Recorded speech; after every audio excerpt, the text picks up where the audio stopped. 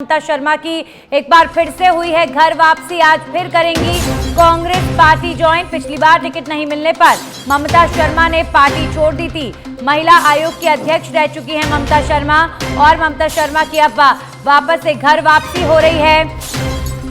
Congress party एक बार फिर से ममता शर्मा ज्वाइन करेंगी। टिकट कटा तो ममता शर्मा ने कांग्रेस छोड़ दी थी और अब वापस घर वापसी ममता शर्मा की हो रही है। महिला आयोग की अध्यक्ष रह चुकी हैं ममता शर्मा, कांग्रेस पार्टी की सीनियर लीडर हैं और टिकट कटने की वजह से नाराज होने के बाद छोड़ दी थी कांग्रेस पार्टी, लेकिन अब वापस इस चुनावी मौसम में घर वापसी हो रही है। देखिए, जब चुनाव आते हैं तो कई नेताओं का एक पार्टी से दूसरी पार्टी में जाना देखने को मिलता है। कई पार्टियों के जो नेता होते हैं वो अपनी घर वापसी करते हैं, यानी टिकट कटने की वजह से नाराजगी होती है, लेकिन कई बार उन्हें मना लिया जाता है, दोबारा मौका देने का आश्वासन दे दिया जाता है। तो अब देखते हैं ममता शर्मा को क्या जिम्मेदारी मिलती है। हमारे सहयोगी दिनेश डांगी जुड़ गए इस खबर पर ज्यादा जानकारी के साथ। दिनेश, ममता शर्मा वापस कांग्रेस पार्टी ज्वाइन कर रही हैं, क्या लगता है क्या जिम्मेदारी मिलेगी?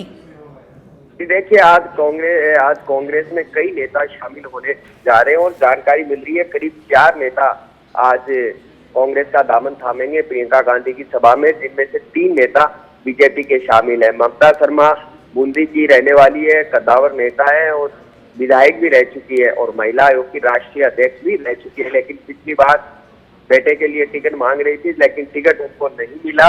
ऐसे में नाराज होकर उन्होंने बीजेपी का दामन थाम लिया था और अब एक बार फिर उनकी वापस घर वापसी होने जा रही है। आज ममता शर्मा प्रियंका गांधी की मौजूदगी में झुंझुनू जिले के अंदर वापस कांग्रेस पार्टी ज्वाइन करेंगे। तो जातिगत, सियासी और अन्य समीकरण साधते हुए कांग्रेस दिनेश, टोटल 4 नेता आप बता रहे हैं आज कांग्रेस पार्टी ज्वाइन करने वाले हैं। एक एक करके उन नेताओं का भी जिक्र कर लेते हैं। शोभा रानी कुशवाहा, विकास चौधरी, ममता शर्मा, इन तमाम नेताओं के बारे में आपसे जानना चाहेंगे किस तरीके के समीकरण, किस तरीके के हालातों के बीच ये नेता ज्वाइन कर रहे हैं। शोभा रानी कुशवाहा की बात करें, बीजेपी की कद्दावर नेता हैं, सीनियर लीडर हैं, लेकिन टिकट कटने की वजह से नाराज हैं और बीजेपी ने बर्खास्त किया। ऐसी क्या परिस्थितियां इन तमाम नेताओं की? जी देखिए, शोभा रानी कुशवाहा के पति जेल में बंद है। वो बीजेपी से चुनकर आई थी, लेकिन बाद में उनकी कई बातें बीजेपी से बनी नहीं, तो ऐसे में राज्यसभा चुनाव में उन्होंने क्रॉस वोट किया, जिसके चलते उनको बर्खास्त कर दिया गया। और अब बर्खास्त होने के बाद हालांकि उन्होंने कोई पार्टी ज्वाइन नहीं की थी, लेकिन कांग्रेस वो ज्वाइन करेगी ये पहले से तय था और एक टाइमिंग का इंतजार हो रहा था। और धौलपुर में भी कांग्रेस के पास बड़ा चेहरा नहीं है। ऐसे में शोभा रानी कुशवाहा और कुशवाहा वोट बैंक के तौर पर कह सकते हैं कि कांग्रेस की रणनीति कामयाब रहेगी और उनको धौलपुर से टिकट मिलना तय है।